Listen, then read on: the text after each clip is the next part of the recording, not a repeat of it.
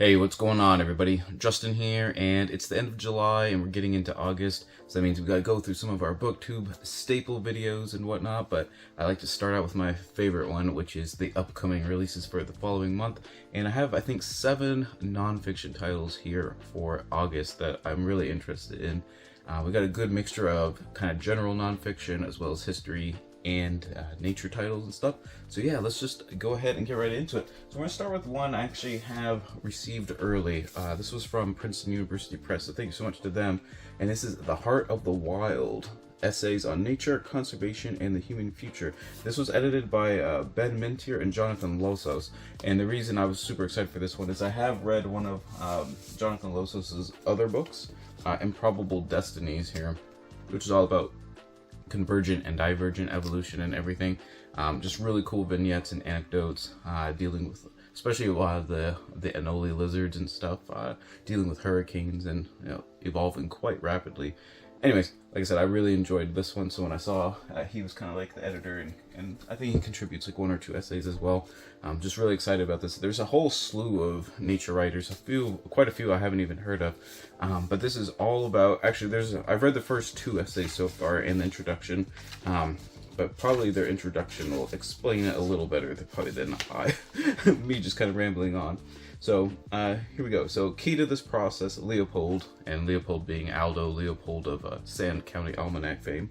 Leopold believed, as have the generations of ecologists and conservationists traveling in his wake, is our ability to nourish and sustain a commitment to naturalism, a curiosity about biological diversity and natural history, and an abiding concern for the wild as we push deeper into a human-shaped and increasingly technological and urban future.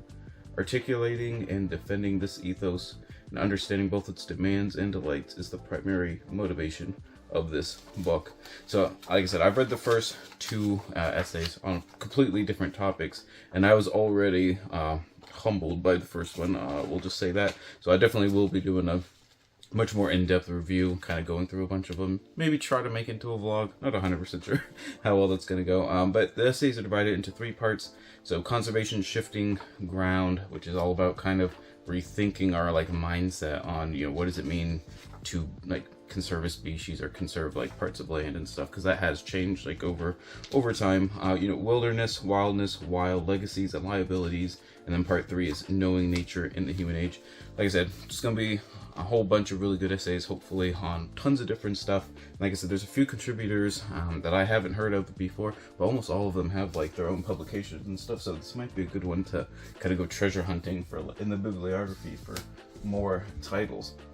Alright, so now let's go on to a few more. Another nature book is Why Animals Talk: The New Science of Animal Communication by Eric Kirschenbaum. And he wrote a book a while ago too that I've also read, which is The Zoologist's Guide to the Galaxy, which is quite a bit of fun. But this, I hope, is going to be what it says on the tin. It's just going to be a really cool niche nature study on like a really focused topic, dealing with animal communication and kind of like, just what we've learned over, hopefully the past like couple decades of like more research and everything like that. Usually it is part of like a lot of nature books, like when you're dealing with different animals and ecosystems and stuff.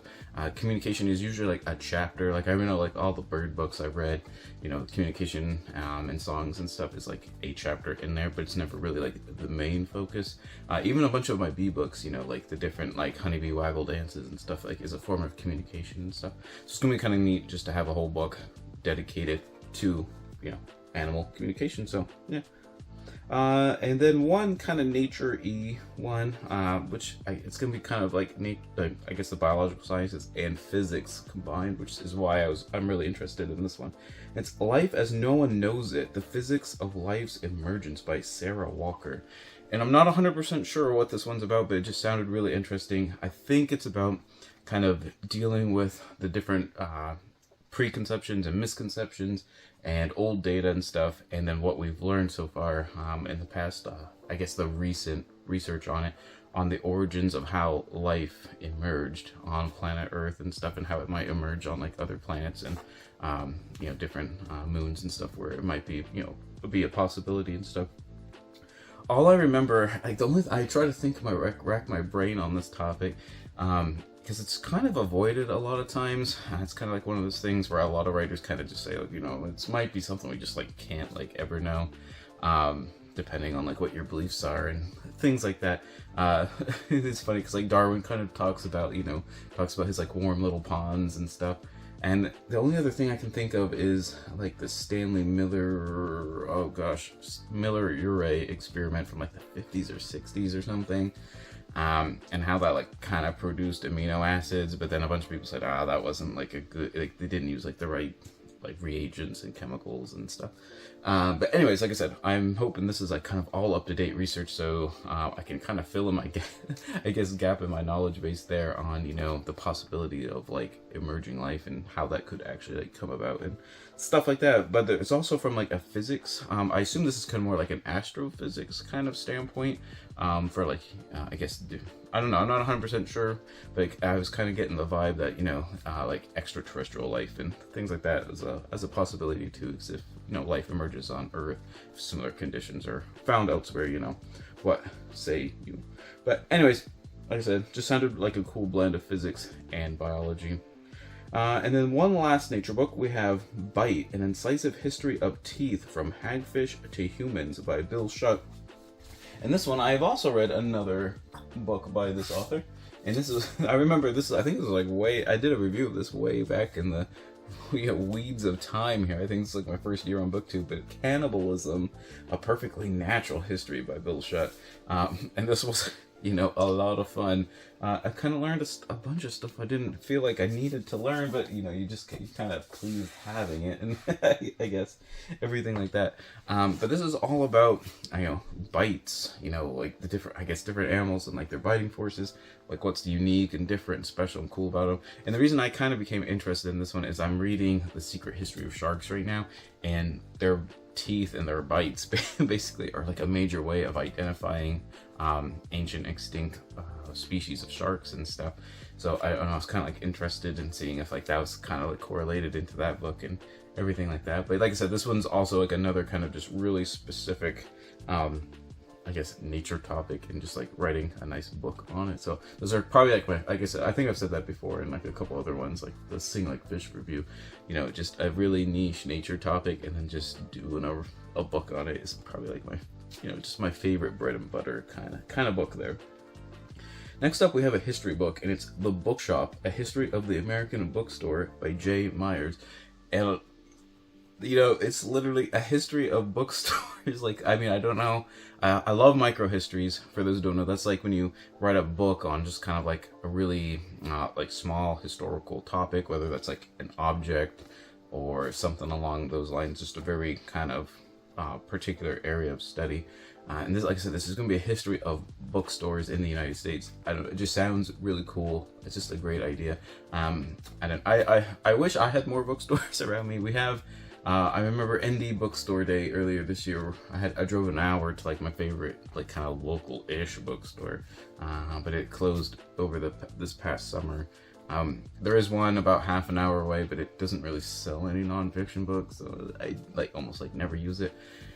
And then there's one like kind of really big used bookstore that's also an hour away, and that's about it. Like if I want anything else, like it's like a 3-hour drive. So whenever I'm like going to places or visiting or on vacation or on trips or anything like that, I always stop at like the local bookstores and stuff, just because I don't really get to, I feel like I don't get enough bookstore experiences.